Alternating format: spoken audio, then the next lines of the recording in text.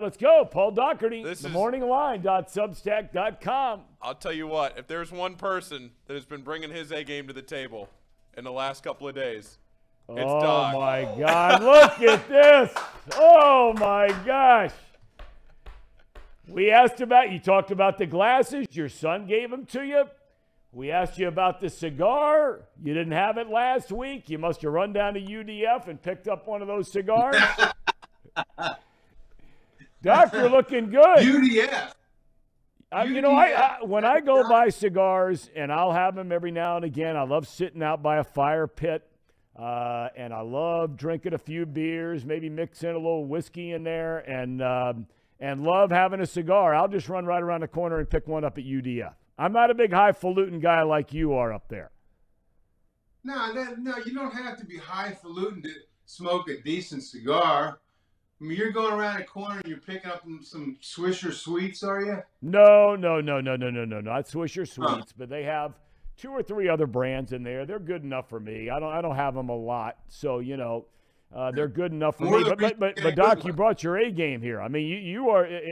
I mean, every single week, you remind me a lot of the Bengals ownership.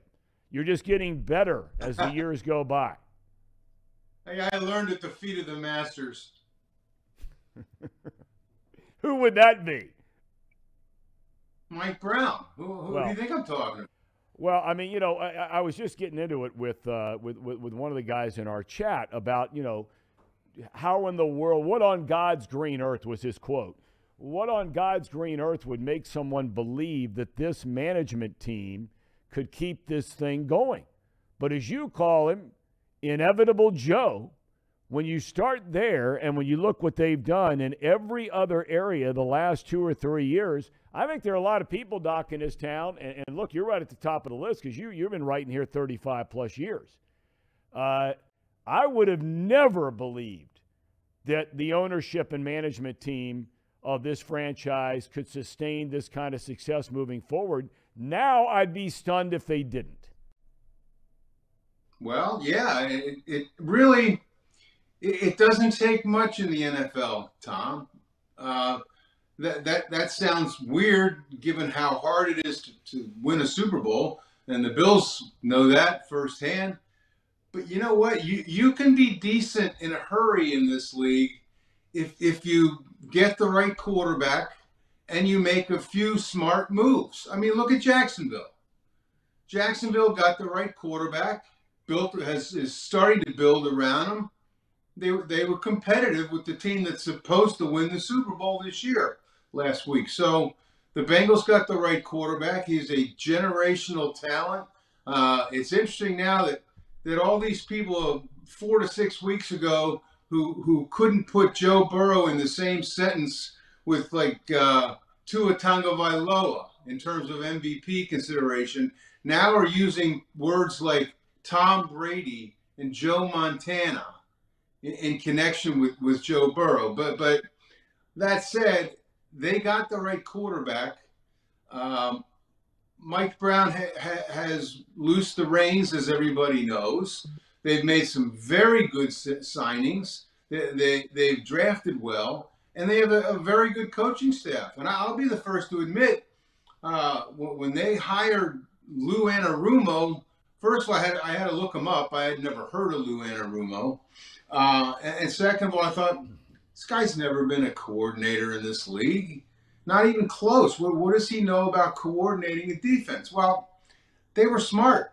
They have had so few whiffs, Thom, from top to bottom in the last 3 years. It's incredible. They've done a great job by anybody's standards. And by old Bengals standards, it's beyond incredible. When you go back and look at the game on Sunday, Doc, and we talked a little bit about it with Tim McGee last week, I thought the Bengals would go in there and win the game.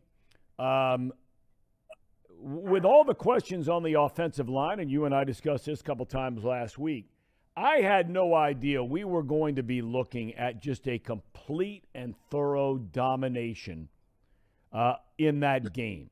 I still can't. That could have easily been a 42-10 game. Sure, it could have. I picked the Bills to win by a point. I looked at that offensive line. I looked at all the intangible stuff that the Bills should have had going for them. And I thought, yeah, this is going to be Buffalo's game. I whiffed. A lot of people whiffed.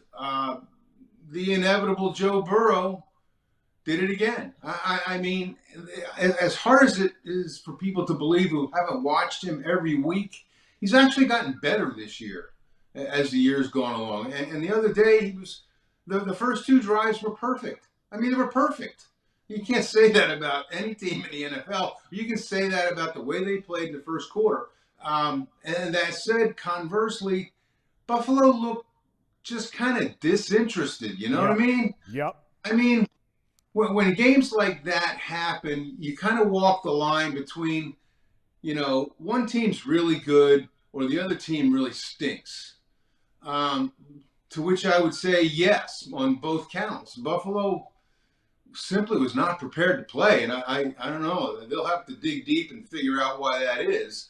But Burrow moved up another notch in the quarterback rankings. He leapfrogged Josh Allen. You'd like to think that nobody will be talking about Josh Allen in the same sentence ahead of Joe Burrow, but who knows? Not that they even matters. But the Bengals played great.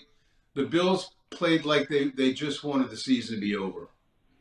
We'll wait until later in the week to have you back to talk about the Kansas City game a little bit, and your thoughts as that gets closer and we learn more about Mahomes, whatever it might be. But it doesn't it just feel, and Tim McGee said to us yesterday, he said, this is something that actually worries him a little bit. When I made the comment that, whether it was Mahomes getting his ankle rolled up on, the Bengals had beaten Kansas City 3 times in a calendar year, the whole chip on their shoulder, the way the Bengals are playing right now, the way they looked on Sunday, it just feels like all the momentum in this game, all the momentum is leading to the Bengals getting back to the Super Bowl. Not saying it's going to happen. It just has that feeling, Doc, like they look like a Super Bowl championship team. Yeah, they do, but how much do you trust any of that stuff in the NFL? True. That's true. How many times have we sat there on Sunday morning picking our little office pool thing and saying, this team really has it going on. And then they prove that that's kind of a fleeting thing. I wrote this a couple times earlier in the year, and I think it's true in the playoffs, maybe more so. The NFL season is nothing but a bunch of 17 one-act plays. What you did the week before or the month before has zero bearing on what you're going to do this week. So that said, can you trust that sort of inevitability when it comes to this team finally winning a Super Bowl? I don't think so.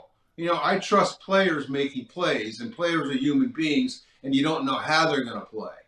I mean, you look at this game, and again, like I did with Buffalo, the Bengals seem to have most of the intangibles and a lot of the tangibles. The first one being Patrick Mahomes can't run. That's a fairly big intangible in this game. But I don't know. Yeah, I agree with you. It sure looks like the Bengals have the look of a Super Bowl team, a Super Bowl champion. But bettors who go on looks don't make any money. The touts love those people. Last thing I want to ask you about, in the monologue a couple weeks ago, I made the argument that I've always thought in growing up here, moving away for 20 years, moving back, that I'd always thought that Cincinnati, in my opinion, was without question a football town. Now, I don't put any stock on how many likes or all that kind of thing you get in social media when you post those kinds of things. They don't mean anything to me. But I just look at right now this relationship between this city and this football team. I've always said Cincinnati was a football town, not a baseball town. And I used reference to the days of the Big Red Machine even when they had the best team arguably of all time, they never drew more than 2.6 million fans in a single season. And this Bengals saying, you can't get a ticket. to a Bengal game anymore. You can't get near. And I know it's only once a week compared to 81 home days, no question. But this relationship right now, Doc, I think it's filtering all the way down into the actual players themselves. And looking in the stands in Buffalo and commenting after the game, I cannot believe how many people are here in orange. And when they come back and Zach Taylor's giving game balls and bars and, it's Sam Weish-esque and a different kind of thing. I just find the whole thing mind-boggling compared to where this franchise has been for most of the time that you and I have ever set foot in this town. Well, yeah. And I've said this forever. I've been here since '88. I don't recall until maybe these past 2 years in this entire town the feeling that the town had for the team the way the town had for the '88 team. I was not here for the other Super Bowl, the '82, but I was here for the '88. It was my first year here. The town was electric. I think it's back to being that now. The Reds have never done that. Not for me anyway. I think the Reds suffer from the fact that this is a football country now. It is not a baseball country. It hasn't been for a long time.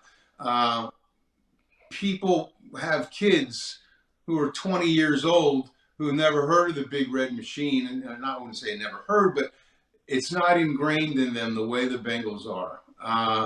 The Reds are the Big Red Machine and Pete Rose in 1990.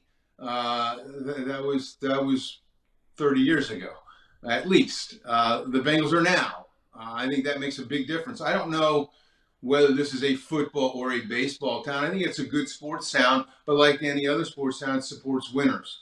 It wants to feel as if its teams are giving their best effort, just as the fans feel they're giving the teams their best effort. So football, baseball, I don't know, but I know football is happening nationally. Baseball is not happening nationally, and the Reds are not happening locally either at the moment.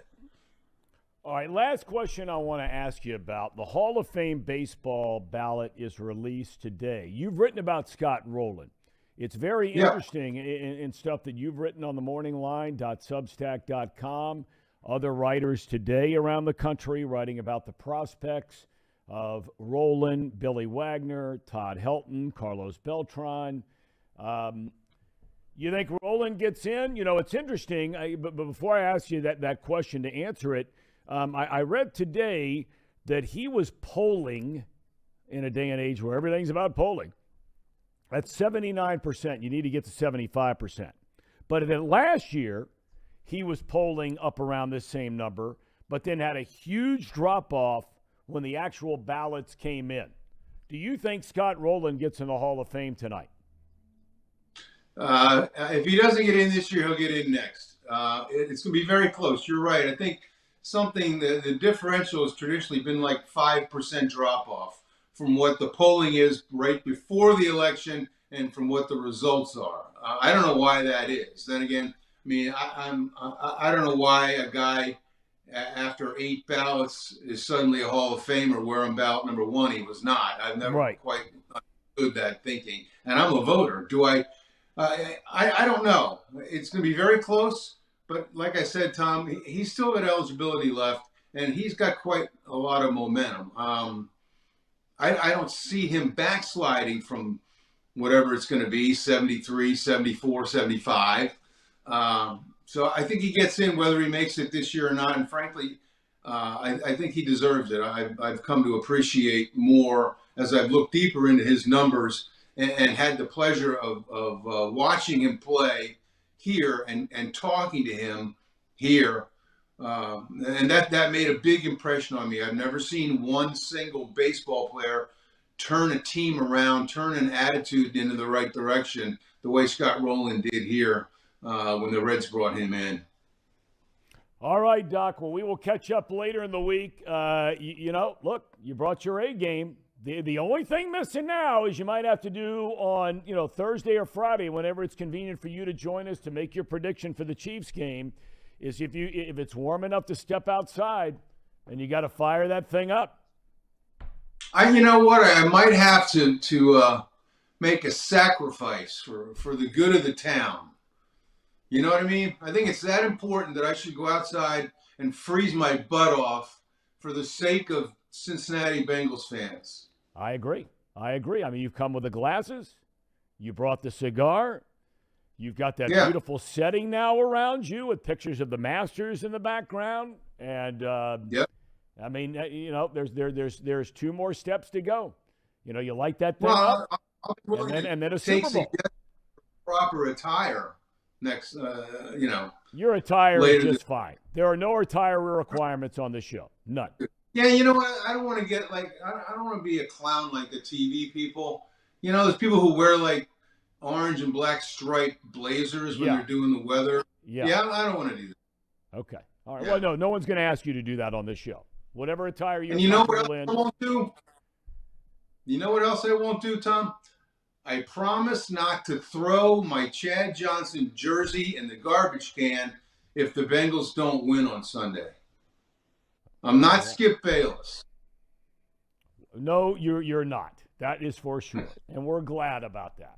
Doc, thank you for your time today, my friend. Have a great rest of your day. All right, brother. Take it easy.